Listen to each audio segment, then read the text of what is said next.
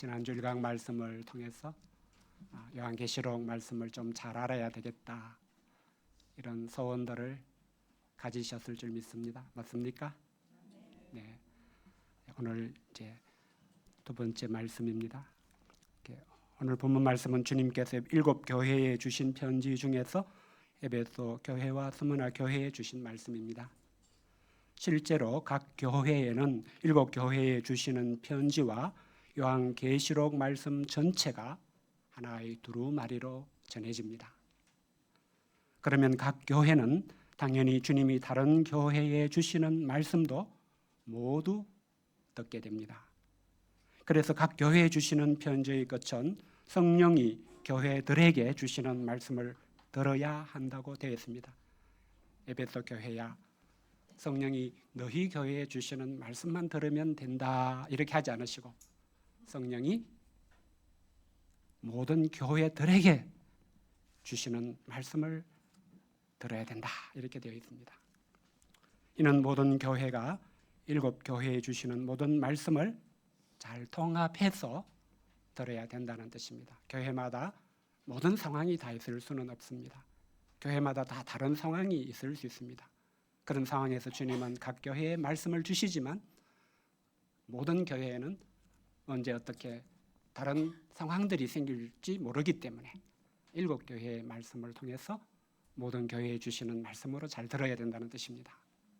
오늘 2 교회에 주시는 말씀을 살펴보기 전에 한 가지를 더 알 필요가 있습니다. 그것은 각 교회에 편지의 형식으로 주시는 말씀들이 일정한 형식으로 반복이 된다는 것입니다. 편지는 먼저 각 교회에게 주님이 어떤 분이신지를 밝힙니다. 교회는 주님이 세우신 교회로서 주님의 것입니다. 교회는 주인이신 주님에 대해서 가장 먼저 잘 알아야 된다는 뜻입니다. 제가 글을 읽다 보니까 직장생활 잘하는 비결 중에 이 회사는 누가 소유권을 가진 사장인가, 그걸 잘 알아야 된다고 그런 말을 하는 것을 봤습니다. 다음으로 주님은 교회에 대해서 다 아시는 주님이심을 밝힙니다. 주님은 교회가 잘하고 있는 것도 다 아시고 잘못하고 있는 것도 다 아십니다. 잘하고 있는 것은 알아주시고 칭찬해 주십니다. 잘못하고 있는 것은 책망하시며 회개해야 한다고 하십니다. 회개하지 않으면 주님이 오셔서 심판하시겠다고 하십니다. 그런 후에 이기는 자에게 약속을 주십니다. 이긴 자는 주님의 뜻대로 하는 교회, 주님의 말씀을 듣고 지키는 신자들을 뜻합니다. 그 약속은 주님의 재림과 함께 이루어질 구원이 완성되고 하나님의 나라가 완성될 때 주님이 주실 복을 뜻합니다. 그것은 달리 말하면 주님이 주실 은혜와 평강의 약속을 뜻합니다.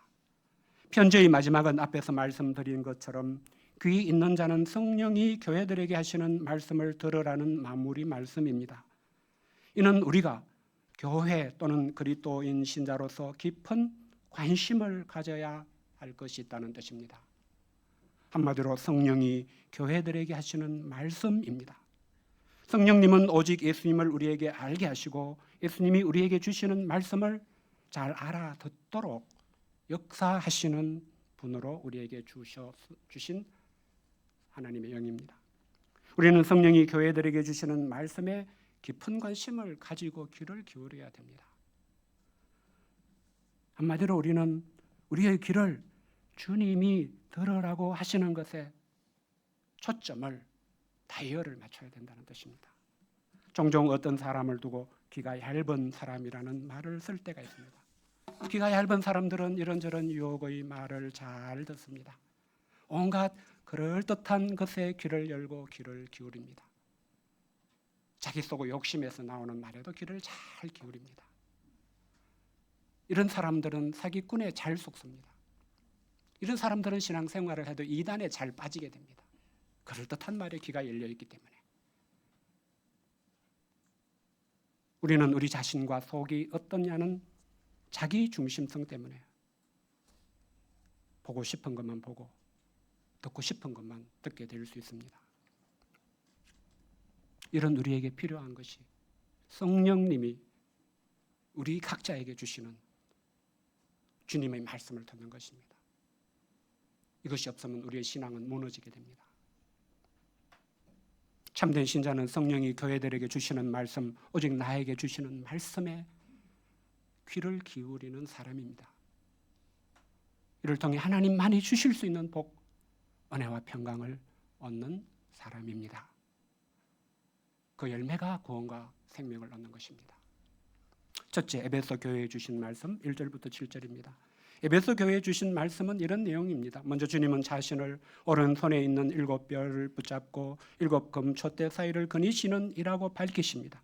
이런 주님으로서 에베소 교회의 행위들, 곧 수고와 인내를 안다고 하십니다. 수고가 필요했던 이런 악한 자들을 용납하지 아니하는 것이었습니다. 그것은 구체적으로 자칭 사도라되 아닌 자들을 시험하여 그의 거짓된 것을 드러내는 일이었습니다.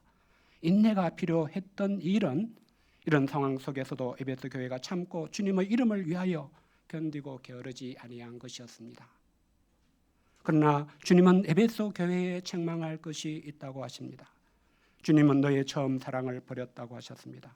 그러므로 어디서 떨어졌는지를 생각하고 회개하여 처음 행위를 가지라고 하셨습니다. 만일 그리하지 아니하고 회개하지 아니하면 주님은 내게 가서 내 촛대를 그 자리에서 옮길 것이라고도 하셨습니다. 그러면서 에베소 교회에서 니골라당의 행위를 미워하는 것에 대해서는 나도 미워한다 이렇게 말씀하셨습니다. 에베소 교회는 처음 행위를 가져라, 처음 사랑을 회복해라 이런 말을 들을 때 우리가 니골라당의 행위를 미워하는 것도 잘못하는 것일까? 니골라당도 사랑해야 할까? 이런 갈등이 생겼을 것입니다.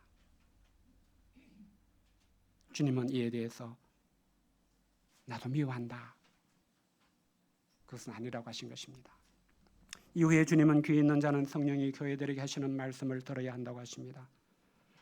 이는 주님의 말씀을 성령의 역사로 말미암아 영접하고 듣고 지키는 것입니다. 이기는 자는 이런 사람을 뜻합니다. 주님은 이기는 그에게는 내가 하나님의 낙원에 있는 생명나무의 열매를 주어 먹게 할 것이라는 약속을 주심으로 편지를 마치십니다. 에베소 교회에 주신 주님의 말씀에서 우리가 무엇을 배울 수 있습니까? 첫째는 교회에게 주님은 어떤 분이신가 하는 것입니다. 7번을 배워야 되는데 첫 번째로 교회에게 주님은 어떤 분이십니까? 우리에게 주님은 어떤 분이십니까? 7별과 7촛대는 지난주에 의미를 배웠습니다. 그러므로 주님이 자신을 오른손에 있는 7뼈를 붙잡고 7금촛대 사이를 거니시는 이라고 밝히신 것은 더 설명하지 않겠습니다. 교회는 오직 주님이 창설자이시며 주관자이시라는 뜻입니다. 한마디로 교회는 주님의 것이라는 뜻입니다. 교회는 오직 주님을 섬기고 주님의 뜻을 따라야 하는 곳이라는 뜻입니다. 둘째는 주님은 에베소 교회가 한 그들 많은 수고를 알아주시고 칭찬하셨습니다. 수고는 일을 할 때 겪는 고통이라는 뜻입니다. 대개의 일은 고통이 따릅니다. 간혹 고통을 즐겨라 이런 말이 있지만 그냥 멋있는 말로 폼 잡고 하는 것입니다. 에베소 교회가 감당해야 했던 수고는 악한 자들을 용납하지 않는 수고였습니다. 예수님은 선과 악이 무엇인지 명쾌하게 정리해 주신 적이 있으십니다. 마가복음 3장 4절에서 선을 행하는 것은 생명을 살리는 것이고 악을 행하는 것은 생명을 죽이는 것이라고 하시면서 선과 악을 정리해 주셨습니다. 하나님은 생명을 창조하시고 구원하고자 하십니다. 하나님은 이를 위해 참된 말씀만 하십니다. 하나님의 모든 말씀은 참되십니다. 그 말씀만이 우리에게 생명을 줍니다. 반면에 마귀는 생명을 죽이는 일을 합니다. 이를 위해 마귀는 거짓을 제것같이 말합니다. 하나님의 말씀에서 끊임없이 짝퉁을 만들어냅니다. 하나님의 뜻에 속한 일만이 진정으로 선한 일입니다. 하나님의 뜻을 대적하는 모든 일은 악한 일입니다. 공자와 석가처럼 위대한 일을 한 것처럼 보이는 그런 성인이라 할지라도 사람들로 하여금 자기를 더 믿고 의지하게 하고 하나님께 나아가지 못하게 하는 것이라면 악한 일을 하는 것입니다. 에베소 교회는 악한 자를 용납하지 않았습니다. 그들은 하나님의 사람으로서 하나님께 악한 사람은 견딜 수 없는 사람들이기 때문입니다. 그들이 구체적으로 한 일은 자칭 사도라 하는 자들을 시험하여 그들의 거짓을 드러내는 일이었습니다. 자칭 사도와 예수님의 사도는 어떻게 다릅니까? 자칭 사도는 예수님이 보내지 않으셨는데 자기가 보내심을 받았다고 주장하는 것입니다. 그들은 자기가 지어낸 것을 말합니다. 그러나 예수님의 사도는 예수님의 보내심의 증거가 있습니다. 다른 말로 부르심의 증거가 있습니다. 지난주 본문인 1장 2절의 요한의 고백처럼 예수님이 하신 말씀을 다 정언하는 것으로 보내심을 나타냅니다. 요한계시록을 쓸 때 내가 이런 환상과 상징을 사용하면 1000년, 2000년 후에는 알아들을 수 있는 사람이 있을까? 이거 다 빼버려야 되겠다. 요한은 이렇게 하지 않았습니다. 아마도 6절에 나오는 니골라 당의 니골라는 자칭 사도였을 것입니다. 니골라는 다음 주 본문에 나올 때 좀 더 설명할 것입니다. 그는 한마디로 구약 성경 민수기에 나오는 발람 선지자와 같은 자입니다. 발람을 표면적으로 보면 이스라엘을 축복하는 말을 여러 번 했습니다. 이런 발람은 하나님의 종처럼 보일 수 있습니다. 그러나 그가 실제로 한 일은, 뒤에서 엄밀하게 한 일은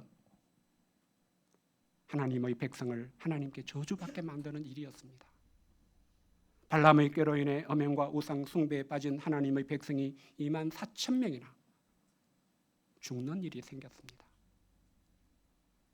그런 점에서 자칭 사도라 하는 자들을 시험하여 그들의 거짓을 드러내는 일은 많은 영혼을 살리는 선한 일입니다.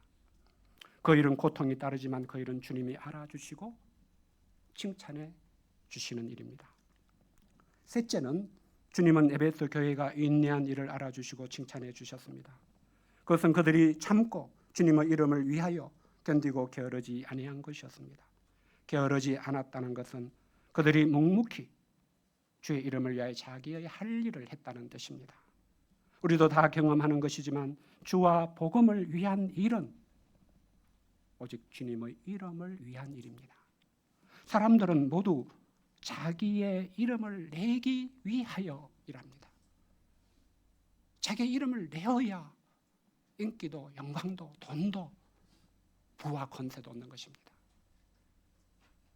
죽으면 다 없어지는 인생의 허망 앞에서 이름이라도 남기고자 합니다. 그 이름을 남길 수 없는 사람들은 막 속이 타죠. 내 인생은 뭔가. 그러나 참된 신자는 자기의 이름을 위하여 살지 않습니다. 오직 주님의 이름을 위하여 삽니다. 그가 주와 복음을 위한 일을 하는 것은 오직 주님의 이름을 위하여 하는 것입니다. 그런데 그런 일들은 하나같이 참고 견디는 것이 필요합니다. 예를 들어 요즘 우리는 주일 예배 환경 준비를 강여회가 돌아가며 생깁니다. 제가 학생 시절인 때부터 인턴 목자를 하던 시기까지 이런 예배 청소는 책상 다 치우고 청소하고 의자 놓고 환경 준비 다 살피고 이거는 항상 장막팀 형제들이 했습니다. 장막 형제가 한 명밖에 없지만 장막에 이제 토요일 날 저녁 한 8시쯤 집합 걸립니다. 인턴 목자님들과 같이 매주마다 하는 거예요. 두 달하고 바꿔주는 거 없어요.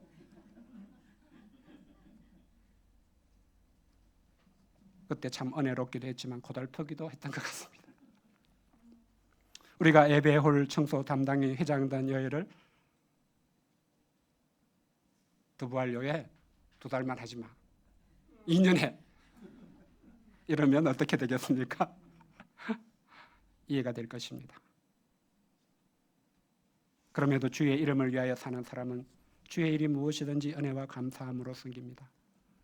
그 어느 것도 참고 견디며 숨기지 않아도 되는 일이 없지만 참고 견디며 묵묵히 주의 일을 합니다.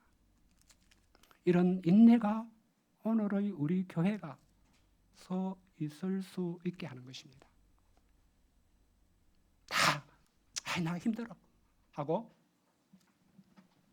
참지도 않고 견디지도 않고 자기가 맡은 일도 다 펑크내버리면 교회는 무너질 것입니다.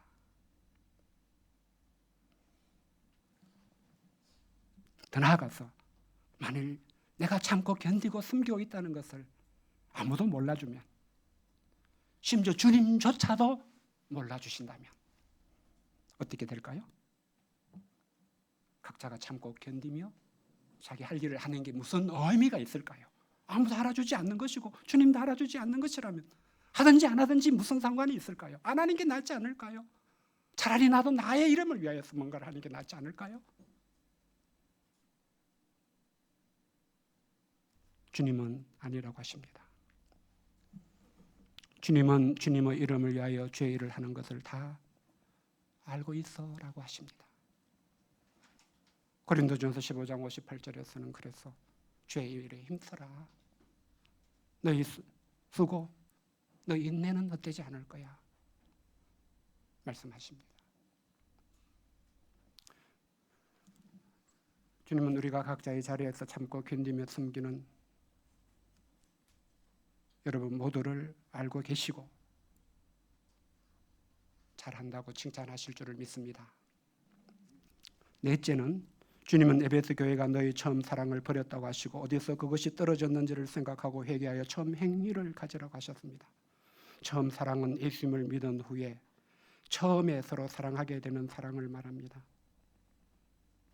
옆에 있는 사람 예수님이 아니었다면 만날 수도 없었고 아무 상관도 없었을 사람일 수 있습니다. 그렇죠?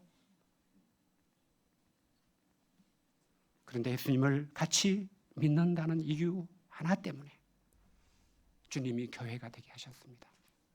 우리 몸의 각 지체와 같은 지체들이 되게 하셨습니다. 예수님의 십자가 피로 형제와 자매가 되었고 사랑하게 되었습니다. 다른 이유 없습니다. 예수님 때문에. 그래서 예수님 때문에 누가 병들었다고 하면은 간절히 위하여 낫게 해달라고 기도도 하고 병원비가 없다고 하면은 헌금도 하고 사랑하고 숨기고자 하게 되었습니다. 그런데 에베소 교회는 그런 처음 사랑을 점점 버리게 되었습니다. 아마도 악한 자들을 용납하지 않고자 하면서 자칭 사도라 하는 아닌 자들을 시험하여 그의 거짓된 것을 드러내는 일들을 하게 되면서 그렇게 사랑하는 것이 제가 생각할 때는 조심스러워졌을 것이라고 생각합니다. 그런데 주님은 그런 과정을 겪었을지라도 함께 교회를 이루고 있다면 처음 사랑, 예수님 때문에 하는 사랑은 언제나 버려서는 안 되는 것이라고 하십니다. 주님은 어떻게 할지의 세 가지 과정을 가르쳐 주십니다. 그것은 기억하고 회개하고 다시 행위하는 것입니다. 기억하는 것은 누가복음 15장의 둘째 아들이 삶의 꼴짜기에 떨어졌을 때 아버지 집을 기억하는 것과 같은 것입니다. 기억할 때 어디서부터 잘못이 시작되었는가를 발견하게 됩니다. 그것을 발견한 사람만이 새로운 출발을 할 수 있습니다. 그가 기억하면서 발견한 것은 아버지 집을 떠난 것입니다. 그래서 회개하게 됩니다. 내가 아버지께 가서 아버지, 내가 하늘과 아버지께 죄를 지었습니다. 용서해 주십시오. 용서를 빌 수 있게 되었습니다. 그때 사랑을 회복할 수 있게 되었습니다. 주님은 그럼에도 그리하지 아니하고 회개하지 아니하면 어떻게 하십니까? 내가 내게 갔을 때 이 촛대를 그 자리에서 옮길 것이라고 하십니다. 이는 그런 교회는 주님이 없애실 것이라는 뜻입니다. 주님을 나타내지 못하는 교회는 존재할 이유가 없다는 뜻입니다. 교회는 진리의 기둥과 함께 사랑의 기둥이라는 두 기둥이 다 있어야 지속적으로 존속할 수 있다는 뜻입니다. 다섯째는 주님은 에베소 교회가 성령이 교회들에게 하시는 말씀을 들어야 한다고 하셨습니다. 그에게는 주님이 하나님의 낙원에 있는 생명나무 열매를 주어 먹게 하겠다고 약속하십니다. 사람은 생명나무가 있는 에덴에서 죄로 말미암아 추방당했습니다. 그러나 주님은 구원받은 자기 백성은 하나님의 나라가 완성될 때에 다시 하나님의 낙원에 들어가게 하시고 생명나무의 열매를 주어 먹게 하시고 영생에 들어가게 해주십니다. 이 상을 통해 모든 교회는 오직 주인이신 주님이 주시는 말씀을 들어야 함을 배웠습니다. 주님은 하나님의 뜻을 따라 교회에게 거룩함을 원하십니다. 부활절 주간에 전했던 데살로니가전서 4장의 하나님 뜻은 너희의 거룩함이다 라고 나와 있죠. 이를 주님의 뜻을 아는 신자는 악한 자들을 견딜 수 없습니다. 하나님의 말씀으로 짝퉁을 만들어 자기 교훈을 가르치는 자칭 사도들을 그냥 두고 볼 수 없습니다. 이를 막기 위해서라면 얼마든지 수고합니다. 그런 중에도 인내로 각자의 할 일, 주의 이름을 위한 일을 합니다. 그러나 그런 중에 사랑이 식게 되는 딜레마도 겪게 됩니다. 그러나 주님은 이를 알려주시고 다시 회복하도록 도와주십니다. 기억하고 회개하고 다시 행하도록 도와주십니다. 우리도 주님이 주시는 이 말씀을 우리에게도 적용하고자 애쓸 수 있기를 기도합니다. 주님이 없애버리시는 교회가 되지 않도록, 엄보의 권세가 이기지 못하는 교회가 되게 해주시도록, 주님 다시 오시는 날까지 인내로서 주님의 이름을 위하여 캠퍼스 미션과 세계 선교의 복음 역사를 섬길 수 있기를 기도합니다. 둘째, 서머나 교회에 주신 말씀 8절부터 11절입니다. 주님은 서머나 교회에는 이런 내용의 말씀을 주십니다. 주님은 자신이 처음이며 마지막이요 죽었다 살아나시니라고 밝히십니다. 이는 교회가 알아야 할 주님은 하나님이신 주님, 모든 일의 주권자라는 뜻입니다. 주님은 먼저 서머나 교회가 겪고 있는 환난, 곧 궁핍을 알고 계신다고 하십니다. 그러나 그들이 실상은 부요한 자라고 하십니다. 또한 주님은 자칭 유대인이라 하는 자들의 비방도 안다고 하시며 그들이 실상은 유대인이 아니요 사탄의 회당이라고 하십니다. 이는 참된 유대인은 바로 서머나 교회의 성도들임을 뜻합니다. 스스로 유대인이라고 하지만 성도들을 비방하는 그들은 하나님을 대적하는 무리일 뿐임을 아신다는 뜻입니다. 주님이 서머나 교회에는 책망하시는 것이 없습니다. 주님은 그들에게 장차받을 고난을 두려워하지 말라고 하셨습니다. 그들이 장차받을 고난은 작은 것이 아니었습니다. 마귀가 그들 가운데서 몇 사람을 옥에 던져 시험을 받게 하는 것이었습니다. 그러나 주님은 너희가 10일 동안 환난을 받을 것이라고 하십니다. 10일은 짧은 기간을 상징하는 용어입니다. 주님은 서머나 교회가 이런 환난을 당할 때 죽도록 충성해야 한다고 하십니다. 이는 끝까지 충성하는 것을 말합니다. 그들이 끝까지 충성하면 주님은 그들에게 생명의 관을 주실 것을 약속하십니다. 주님은 그들에게도 주님의 말씀에 깊은 관심을 가지고 성령이 교회들에게 하시는 말씀을 들어야 한다고 하셨습니다. 그들이 이기는 자가 되면 둘째 사망의 해를 받지 않을 것을 약속하십니다. 우리는 서머나 교회에 주신 말씀을 통해서도 몇 가지를 배울 수 있습니다. 첫째는 영적인 부요함의 소중함입니다. 서머나 교회는 경제적으로 몹시 빠듯하고 힘든 교회였습니다. 오늘날의 용어로 하면 미자립 교회였습니다. 주님의 은혜와 도우심이 아니고는 하루하루가 살기가 어려웠습니다. 우리는 모든 것이 돈으로 돌아가는 현대인의 삶을 살기에 경제적 궁핍이 얼마나 큰 환난인지 압니다. 직장을 잃고 생활비가 떨어지는 그런 순간을 겪을 때 전기세도 가스비도 식비도 내릴 돈이 없을 때 누구에게 말도 못하고 그것이 얼마나 어려운 환난인지 여러분들은 알 수 있을 것입니다. 환난은 위기나 어려움을 겪는 동안에 우리 내면에서 겪게 되는 고통을 뜻하는 단어입니다. 그런데 서머나 교회는 그런 환난을 인하여 궁핍을 인하여 주님을 더욱 간절히 찾고 의지해야 했습니다. 의지할 게 주님밖에 없으니까. 절실함으로 기도한다고 아까 찬양에도 나오는 것 같았습니다. 이를 통해서 경제력으로 살 수 있다고 하는 세상에서 그런 경제력이 없음에도 주님의 은혜로 주님이 오늘도 은혜를 주셨어. 내가 살고 있구나. 그런 것을 여러모로 체험했을 것입니다. 가난이 힘들지만 가난이 그들을 영적으로도 가난하게 하지는 못했다는 뜻입니다. 가난의 아픔이 있지만 오히려 주님의 은혜를 더 많이 깨달으며 발견하며 살게 되었다는 뜻입니다. 그래서 주님은 이를 두고 실상은 너희가 부유한 자들이라고 하셨습니다. 이런 서머나 교회는 우리에게 주님 안에 있는 참된 부요함의 소중함을 일깨워줍니다. 우리는 때로 인생의 어떤 시기를 궁핍의 환난을 겪게 될 수 있습니다. 졸업했는데 취직은 안 되고, 부모님에게 용돈 받아서 한 달 한 달 살기는 너무 민망하고 궁핍의 시기를 보낼 수 있습니다. 궁핍의 환난이 전부라면 우리 인생은 얼마나 힘든 것일까요? 궁핍하면 환난밖에 없다고 생각해 보면 우리 인생은 얼마나 힘들까요?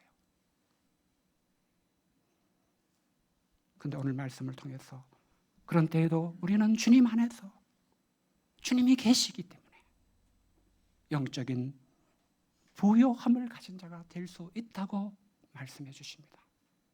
그 영적인 부요함이 당신을 진정으로 살게 해줄 것이라고 말씀하십니다. 이 경험을 가진 자만이 주님을 사랑할 수 있습니다. 누구보다 주님을 사랑하고 섬기고 베풀고 감사하고 예배할 수가 있는 것입니다.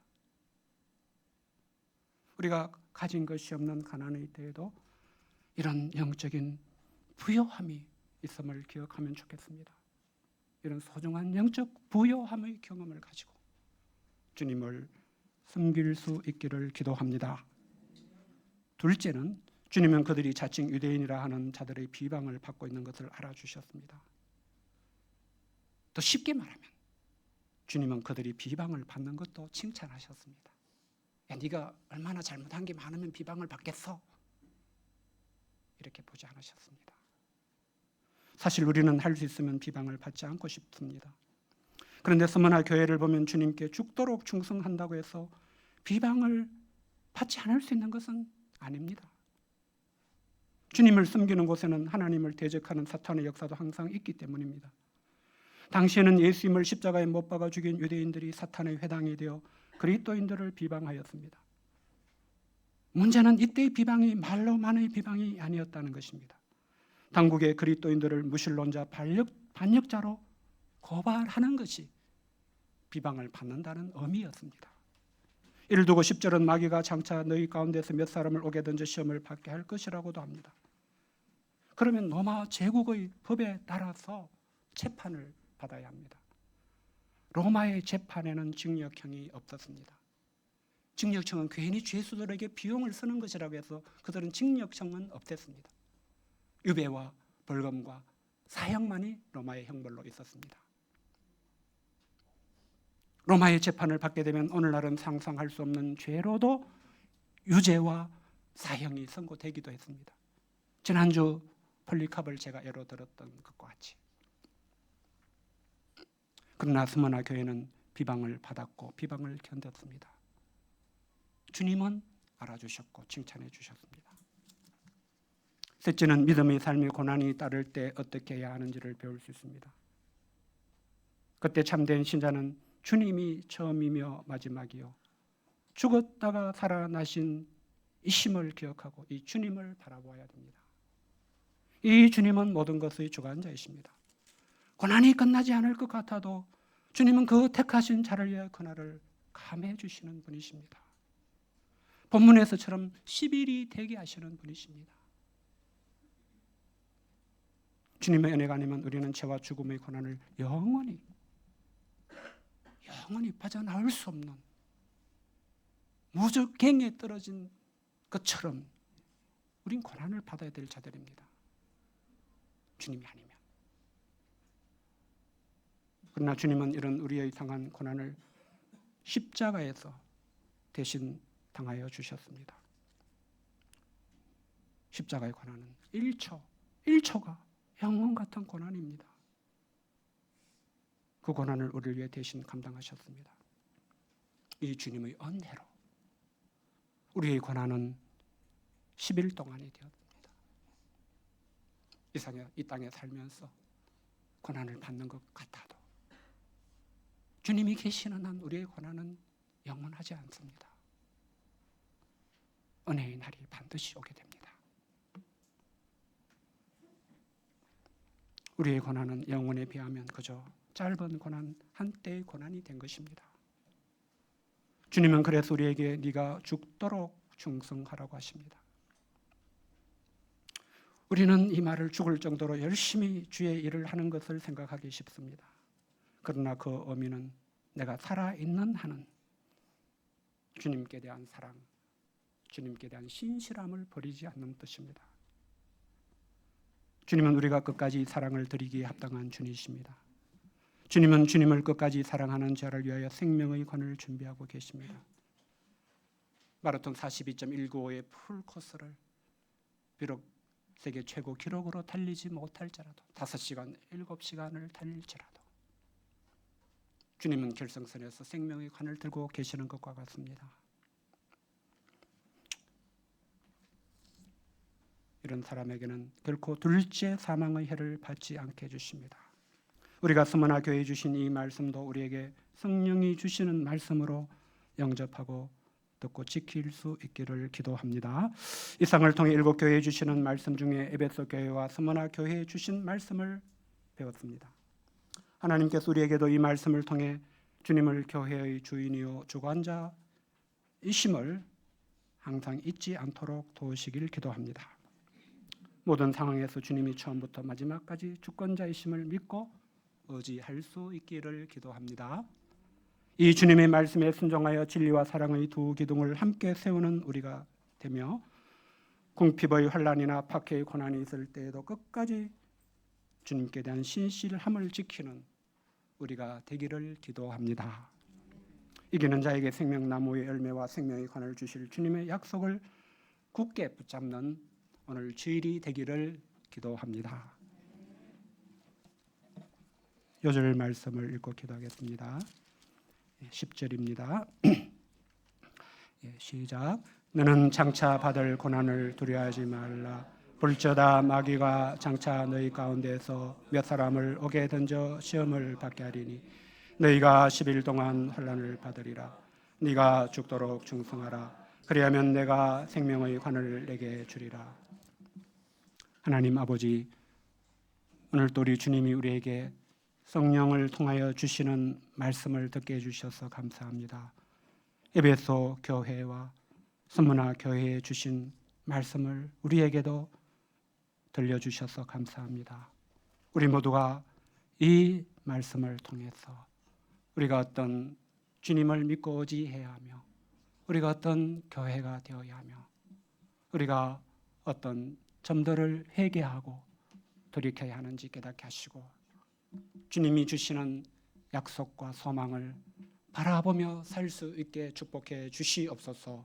예수님의 이름으로 기도하였습니다. 아멘.